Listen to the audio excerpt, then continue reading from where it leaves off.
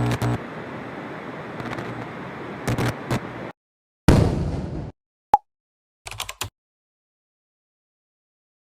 what's up, everybody? I am back with another episode, man. I am so happy to be back. The Bulls have been on a 6-game West Coast road trip. Haven't really been able to catch some of these games, but I got lucky enough to catch the return of LeBron and Luka in LA. So the Bulls come into this game 30-40, and the Lakers come into this game 43-26. You know, both teams trying to fight for that playoff spot, make that playoff push. It's almost towards the end of the season, about 12 games left in the season. I was just excited to watch me some basketball, man. I stayed up till about 12 in the morning just to watch this game.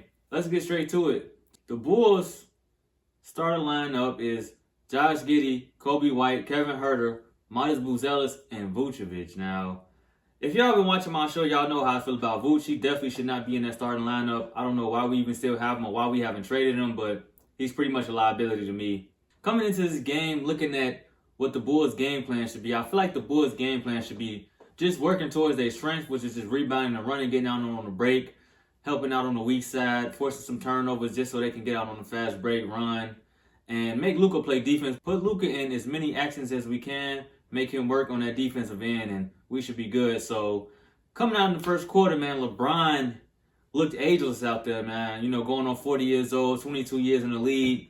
Looked like he haven't lost a step. A little bit of his athleticism has dwindled down, but for the most part, it's LeBron, man. You know, what can you say? And I kind of noticed that their game plan was to work towards one of our weaknesses, which is interior defense. And Jackson Hayes got off early with a couple lob passes. I don't know what Vucevic does on defense, but it was just non-existent. He's pretty much a liability out there on defense. And I like how since the LaVine trade, Kobe White came in as our number one option on offense, and he's super aggressive every game I watch him. I love this young Bulls team. He had 16 points in the first quarter, and the first quarter was pretty much a Luka and Kobe White battle. The Bulls ended up going on a 7-0 run early in that first quarter. It was over 14 lead changes in this first quarter, so it seemed like a high-paced, competitive type of ball game.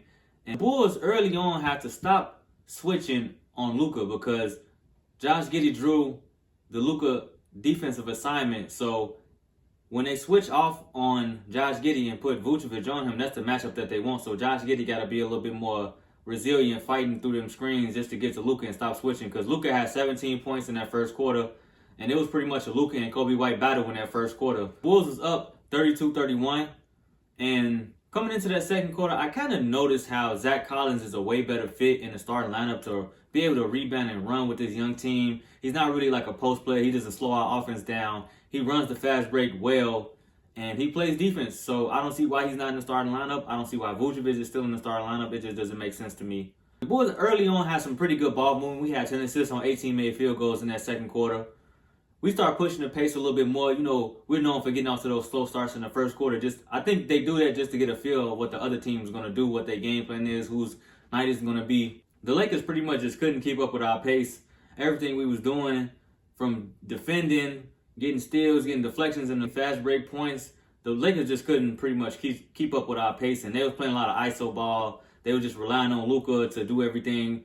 Offense was a little stagnant when LeBron went to that bench. I didn't really see much from the Lakers on offense. On this West Coast road trip, the Bulls has gotten away from the three-point line and focused more on points in the paint. So in that second quarter, the Bulls had 38 points in the paint. So I was just loving what I was seeing till towards the end of that second quarter, and Luka just got hot, man. So when a star player does some of the things he does, man, the man hit 7 threes, had 29 points in that by the time it was the second quarter. And the game plan should have been to make him work on both ends. Like, if he's going to come out and give that type of offensive outcome, we should have made him work on the defensive end. We should have sent more traps and more doubles towards him, make him get the ball out of his hands, because he was just pretty much having his way, shooting from the logo. 7 threes, 29 points for Luka. And Austin Reeves was another key piece in that Lakers comeback. So the Bulls ended up still being up 65-62 going into that half. Kobe White had 19 points, Buzelis had 10 points, Josh Giddey had 10 points. Then for the Lakers, Luka Doncic had 29 points and Austin Reeves had 16 points. So those were like the two people that was really carrying their offense. Didn't really see too much of LeBron. He kind of took a back seat and let the younger guys kind of run the offense and everything. Out into that third quarter, we still have the same problems we had in the first two quarters. It was just no paint presence. There was no interior defense. Vucevic, I don't know what he's doing out there on defense, but he's definitely a liability. Like Buzelis, the rookie that we have, still has a lot of time to grow, and that comes with experience. But for the most part, the kid is playing with so much confidence, super athletic, man. He coming out dunking, getting his hands together. He's shooting threes. He's locking up. So I love what I'm seeing from him and Coby White stepping up on the offensive end.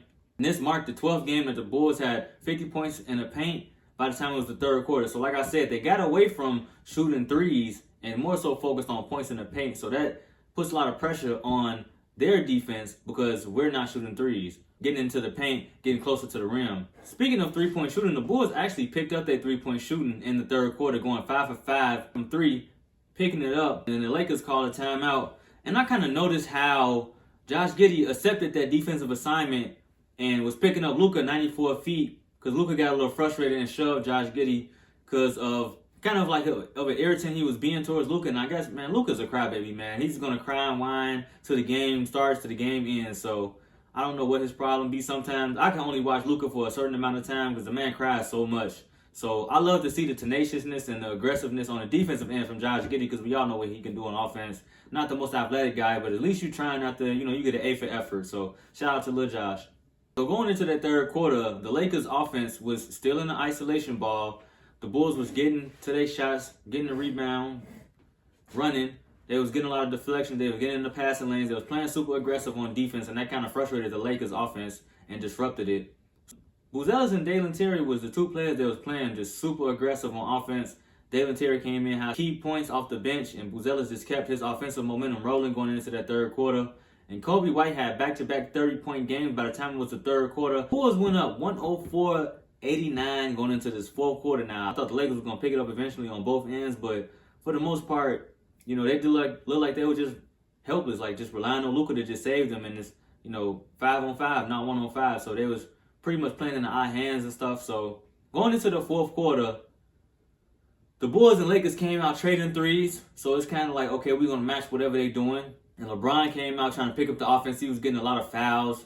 I get it, it's LeBron, but some of them fouls is just like, come on, man. Like, you're not going to get every call. Like, Luka and LeBron was just crying way too much this game.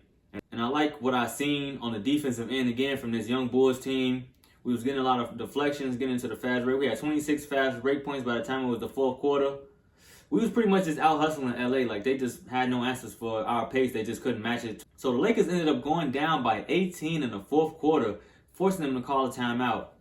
Giddey had 8 steals, and the team had 17 steals total by the time it was the fourth quarter. So you can kind of see why this game was just getting out of hand. The Lakers had way too many turnovers, and the offense was so stagnant. Everybody was just standing around. There wasn't really a lot of movement without the ball. There was a lot of ball watching going on, too, from the Lakers, so they kind of played right into our hands. Then we started to hit a little bit more threes in the fourth quarter, and this game just pretty much got blew out the water. We ended up just whooping them. By the time it was 6 minutes left in the fourth quarter, the Lakers pretty much waved the white flag. I knew they waved the white flag because they put Bronny in, Marcus Morris and all those guys.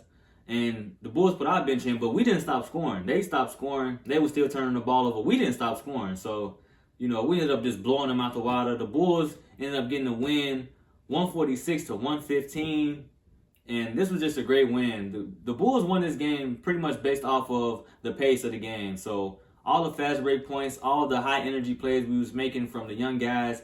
Coby White really stepping into the offensive role of I'm the number one guy, and everyone else pretty much is following his lead. Josh Giddey being a great addition. Every facet of Josh Giddey's game that they said was a weakness, he's improved on. He's not the most athletic, but at least he's trying. Picking up Luka 94 feet was just amazing to me. So shout out to Lil Josh. I really like what I seen from him. I really like just overall what I seen from the young guys going out there just competing against a star team like the Lakers. Let's get into the game highs. So Coby White had 36 points. Buzelis had 31 points. Josh Giddey had 15 points, 10 rebounds, 17 assists, tying a career high, and 8 steals. The man nearly had a quadruple-double. Then for the Lakers, Luka had 34 points, 8 rebounds. Austin Reeves had 25 points, and LeBron only had 17 points. I kind of wanted to see a little bit more from LeBron, but I guess he's on a minute restriction or whatever. They're conserving him for the playoffs, but for the most part, this was a great win. Love what I'm seeing on this West Coast road trip from the young guys. And for the game grade, I'm going to get this game an A+, man. This was a great, great game. Thank you, everybody, for watching. Make sure you like, share, and subscribe. See y'all soon.